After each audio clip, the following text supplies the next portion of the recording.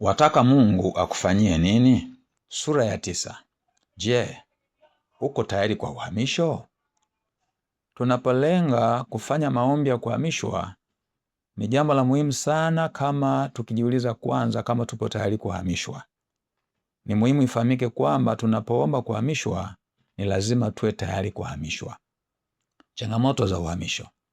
Kwa wale ambao wamehamahama na kuishi maeneo tofauti tofauti, wanaelewa changamoto za kuhama. Tangia nimeanza maisha ya kujitegemea, nimeishi kwenye vijiji na miji minne, nimehama mara 5, nimeishi kwenye nyumba za kupanga 11. Ninafahamu kuna walio hamahama zaidi yangu, lakini bila shaka mpaka hapo utakubaliana nami nikisema kwamba ninao uzoefu wa kutosha kuhusu masuala ya kuhama au kuhamishwa na changamoto zake.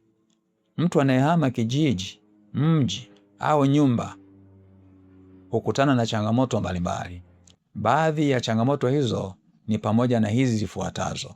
Namba 1, kupoteza marafiki aliowazoea na kulazimika kupata na kuwazoea marafiki wapya. Namba 2, kupoteza au kuacha mali zilizokuwa zikimsaidia, mali zisizohamishika au zenye kuhamishika ambazo ni gharama kubwa kuzisafirisha. Namba 3, kuharibika kwa vyombo wakati wa kuvisafirisha. Namba 4, gharama kubwa za usafirishaji. Namba 5, kuzoea mazingira mapya kama vile hali ya hewa mpya, mila na desturi tofauti, hali tofauti ya uchumi na kadhalika. Namba 6, mambo mengi kuanza upya badala ya kuendeleza uliokuwa nayo tayari. Uhamisho tunaomaanisha katika maombi ya kuhamishwa sio wa kijiografia, japo hilo laweza kutokea pia. Ni mabadiliko katika maeneo mbalimbali ya maisha yetu: kiroho, kiafya, kiuchumi, kisaikolojia, kijamii na kihuduma. Ni maombi ya kutaka tofauti kubwa itokee katika maisha na huduma zetu. Je, tutarajie kukutana na changamoto gani katika michakato ya mabadiliko hayo? Hebu sasa tuangalie changamoto 3 za mabadiliko. Changamoto ya kwanza ya mabadiliko ni mshtuko wa akili. Kwenye Matendo ya Mitume sura ya 12 mstari wa 5 hadi wa 17 tunasimuliwa kisa cha kusisimua sana. Petro alitiwa gerezani kwa amri ya Mfalme Herode ili baada ya Pasaka auawe. Lakini licha ya ulinzi mkali uliokuwepo, malaika wa Bwana alitumwa na Mungu kumwokoa. Katika andiko hilo tunaona kwamba akili ya Petro ilichelewa kuelewa na kuamini kile kilichokuwa kikitokea. Kwenye sura hiyo ya 12 ya kitabu cha Matendo ya Mitume mstari wa 9, Biblia yasema, wala hakujua ya kuwa ni kweli yaliyofanywa na malaika, bali alidhani kwamba anaona maono.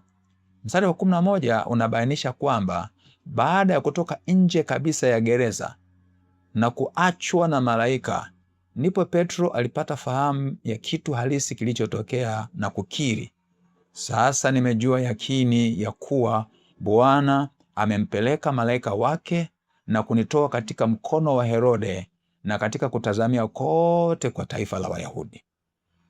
Akili za waombaji pia zilichelewa kuelewa na kuamini kwamba Petro amefunguliwa toka gerezani. Mara tu baada ya Petro kuachwa na malaika, alienda nyumbani kwa Mariamu mamaye Yohana, ambamo watu wengi walikuwa wamekutana humo wakiomba. Alipobisha mlango, kijakazi aitwaye Roda alisogea mlangoni kusikiliza. Alipoitambua sauti ya Petro, alirudi ndani kwa furaha kuwaarifu kwamba Petro yuko mlangoni anabisha hodi. Je, unadhani waliipokea taarifa hiyo kwa msisimko na furaha? Bila shaka ungetarajia watu waliokuwa wakimwomba Mungu kwa bidii kwamba atende muujiza wa kumfungua Petro wafurahi kwa msisimko mkubwa, lakini haikuwa hivyo. Akili zao zilishindwa kuipokea taarifa hiyo, zilipata mshtuko. Unajua walimwambiaje mtoa taarifa njema? Mstari wa 15 na wa 16 unatuonyesha mwitikio wao. Una wazimu? Ni malaika wake. Una maoni gani katika hilo?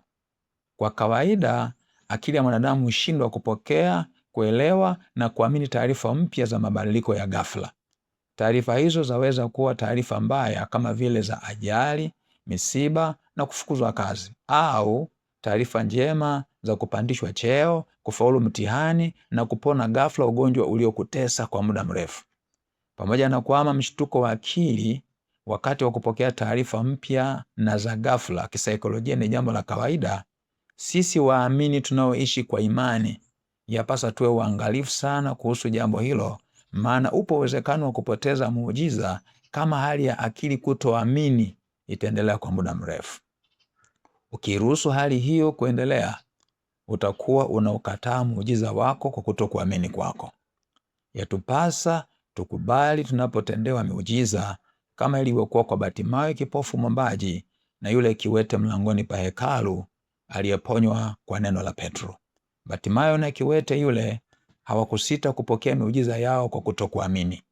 Waliipokea kwa furaha na msisimko mkubwa. Unaweza kusoma habari zao kwenye Injili ya Marko sura ya 10 mstari wa 46 hadi wa 52 na Matendo ya Mitume sura ya 3 mstari wa 6 hadi wa 8. Changamoto ya pili ya mabadiliko ni kushindwa kuchukuliana na hali mpya au mambo mapya. Bila shaka unakifahamu kisa cha Daudi kumuua Goliati. Kisa hiki ni miongoni mwa visa maarufu sana katika Biblia. Unaweza kukifuatilia katika kitabu cha Samueli wa kwanza sura ile ya 17. Kwenye mstari wa 38 hadi wa 40 imewekwa wazi kwamba Daudi alipopewa mavazi maalum ya kivita na silaha za vita alivikataa baada ya kuvijaribu na kushindwa kuvitumia. Kwa nini? Kwa sababu alikuwa hana uzoefu navyo. Alikuwa hajawahi kuvitumia. Dada mmoja alikuwa akitolewa pepo kwa jina la Yesu, lakini baada ya siku chache tu linamrudia. Hali hiyo iliendelea kujirudia kwa muda mrefu. Alipohojiwa baadaye sababu za hali kuwa hivyo, alitoa jibu la kushangaza sana. Alikiri kwamba ni yeye mwenyewe alikuwa analiomba pepo limrudie kwa kuwa hakuwa amezoea kufanya maamuzi yake binafsi. Lile pepo ndilo lilokuwa linamfanyia maamuzi yote. Mabadiliko, hasa mabadiliko makubwa, huhitaji nguvu ya nia katika kuchukuliana nayo, kuyazoea na kisha kuyafurahia. Unahitajika uzoefu mpya. Changamoto ya tatu ya mabadiliko ni kukabiliana na aina mpya ya changamoto. Ni muhimu ifahamike kwamba hakuna maisha yasiyo na changamoto. Dada mmoja alijaliwa kujenga nyumba ya kifahari na kununua gari zuri la kutembelea. Siku moja gari yake ilipata ajali. Watu walisalimika, ila gari iliharibika vibaya. Dada yule alilia usiku kucha akihuzunikia hasara iliyotokea. Nilipoenda kumuona, nilimtia moyo na kumweleza ukweli kwamba yampasa awe na utayari wa kukabiliana na changamoto za kiwango kipya cha maisha alichokifikia. Ni lazima akubaliane kwamba hasara kama hizo ni kitu cha kawaida kabisa kwa wamiliki wa magari. Endapo hayupo tayari kwa hasara za namna hiyo, basi hajawa tayari kuwa mmiliki wa magari. Wana wa Israeli walimlilia Mungu kwa sababu ya utumwa wa Misri na kumwomba Mungu awatoe huko. Lakini walipokutana na changamoto jangwani, walitamani kurudi Misri. Kwetu sisi watumishi wa Mungu, changamoto za kanisa au huduma kubwa ni tofauti na zile za kanisa au huduma ndogo. Kwa wafanya biashara, changamoto za biashara kubwa ni tofauti na zile za biashara ndogo. Mabadiliko mengine yawezayo kusababisha changamoto mpya ni pamoja na kupanda cheo, kupata umaarufu, kupata elimu kubwa na mengineyo. Sura inayofuata, yaani ya 10, inashughulikia maandalizi ya kiroho na kisaikolojia tutakiwayo kuyafanya ili kukabiliana kwa ufanisi na changamoto za mabadiliko. Endapo umebarikiwa na mafunzo ya kitabu hiki, tafadhali washirikishe na wengine.